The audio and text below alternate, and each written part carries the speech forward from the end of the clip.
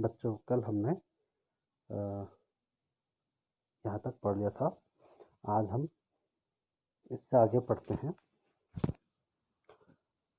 In 2001 Ustad Bismillah Khan was awarded India's highest civilian award, the Bharat Ratna, with the coveted award resting on his chest and his eyes glinting with rare happiness. He said, "All I would like to say is, teach your children music. This is Hindustani's richest tradition. Even the West is now coming to learn our music." In 2001, 2001 में उस्ताद बिस्मिल्लाह खां को दिया गया India's highest civilian award, Bharat का सर्वोच्च असैनिक सम्मान, जिसका नाम क्या है? द भारत रत्न है। ये पुरस्कार 2001 में बिस्मिल्लाह खां को दिया गया। विद द कोविटेड कहते हैं बहुत लंबी प्रतीक्षा के बाद या बहुत लंबे इंतजार के बाद एक बहुत पहले से चाही गई जो या बहुत पहले से इच्छित वस्तु का मिल जाना। कोविटेड का अगर सरल शब्दों में हम अर्थ देखें तो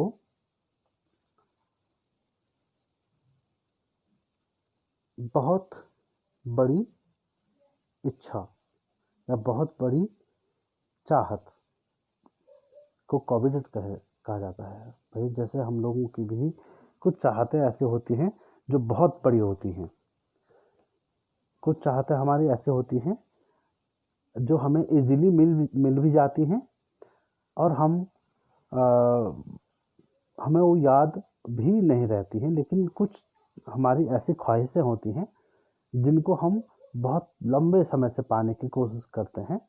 उस तरह की जो ख्वाहिशें होती हैं, इच्छाएं होती हैं, अभिलाषाएं होती हैं, उनको बोलते कोविटेड।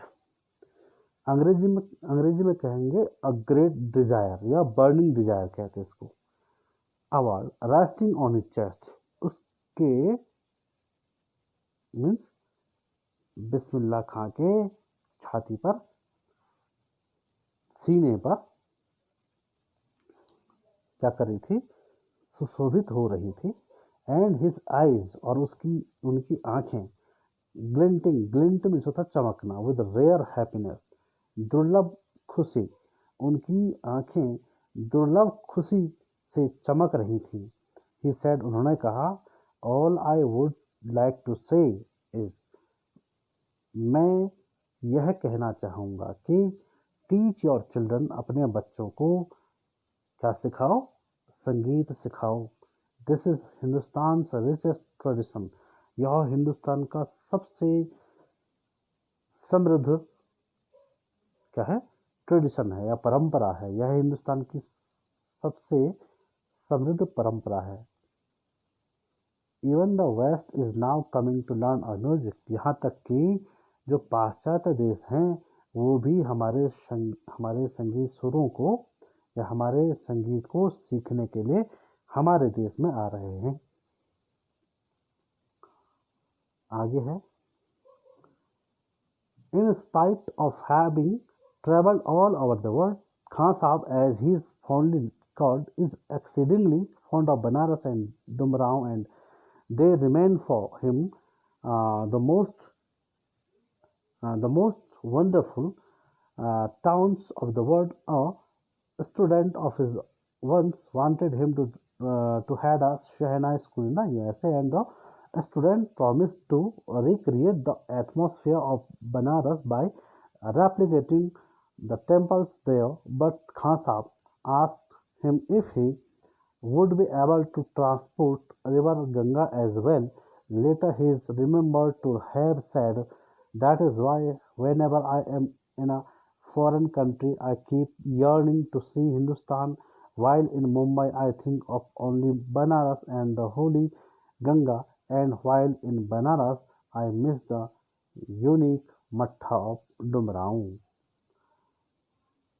यहाँ से, in spite of having traveled all over the world, सारे संसार की यात्रा करने के बावजूद खां साहब शौक से कहते हैं is accidentally fond of Banaras. वो बहुत ज़्यादा प्रचुर मात्रा में बनारस के शौकीन हैं, अर्थात बनारस उन्हें दुनिया की सबसे बनारस और डुमरांव दुनिया की सबसे खूबसूरत और सबसे पसंदीदा जगह है या पसंदीदा स्थान है खां साहब के लिए, जबकि उन्होंने पूरी दुनिया का भ्रमण किया है, लेकिन इन दो जगहों को वो कभी नहीं भूलते हैं। And they remain for him the most wonderful towns of the world. और ये संसार की सबसे आश्चर्यजनक शहरों में से उनके लिए हैं। स्टूडेंट ऑफ हिज वंस, एक बार उनके एक विद्यार्थी ने wanted him to had a shehnai school in the USA. एक बार उनके विद्यार्थी ने चाहा कि वो यूएसए में उसके विद्यालय को हेड करे, उसके विद्यालय का संचालन करें। And the student promised to recreate the atmosphere of Banaras. और उनके विद्यार्थी ने उनसे वायदा किया कि वे पुनः जीवित करेंगे कैसा वातावरण, बनारस की तरह का वातावरण वहाँ भी क्रिएट करेंगे, वहाँ भी पैदा करेंगे by replicating the temples there. हु बहू, रेप्लिकेट कहते हैं हु बहू नकल करना, दो टेम्पल्स देयर। उन्होंने कहा कि आप मेरे विद्यालय के हेड के संचालक बनिए, मैं यहाँ बनारस जैसा ही वातावरण और वैसे ही मंदिरों को बना दूंगा। But Khan Sahab asked him if he would be able to transport river Ganga. लेकिन खां साहब ने कहा कि क्या कहा, if he would be able to transport river Ganga as well.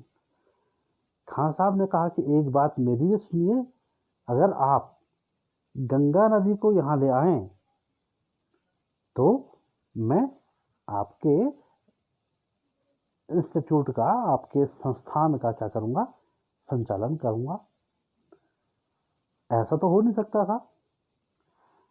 Letter he is remember to have said, बाद में ऐसा याद किया जाता है कि उन्होंने कहा, क्या कहा उन्होंने, that is why when ever I am in a foreign country. इसलिए जब मैं विदेश में रहता हूँ, आई कीप यर्निंग, मैं अभिलाषा करता हूँ, टू सी हिंदुस्तान, मैं जब विदेश में होता हूँ तो मैं हिंदुस्तान आने की अभिलाषा करता हूँ, अर्थात हिंदुस्तान की याद मुझे आती है। वाइल इन मुंबई, जब मैं मुंबई में होता हूँ, I think of only Banaras, मैं सिर्फ बनारस के बारे में सोचता हूँ। एंड द होली गंगा, और पवित्र गंगा के बारे में सोचता हूँ। एंड वाइल इन बनारस, और जब मैं बनारस में होता हूँ, आई मिस द यूनिक मट्ठा ऑफ डुमरांव, तब मैं डुमरांव का विलक्षण एक अनोखा जो मट्ठा वहाँ मिलता था उसको याद करता हूँ।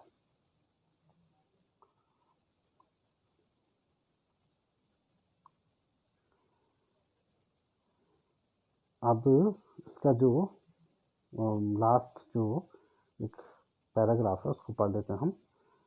उस्ताद Bismillah Khan's life is a perfect example of the rich cultural heritage of India, one that effortlessly accepts that a devout Muslim like him can very naturally play the Shehnai every morning at the Kashi Vishwanath temple.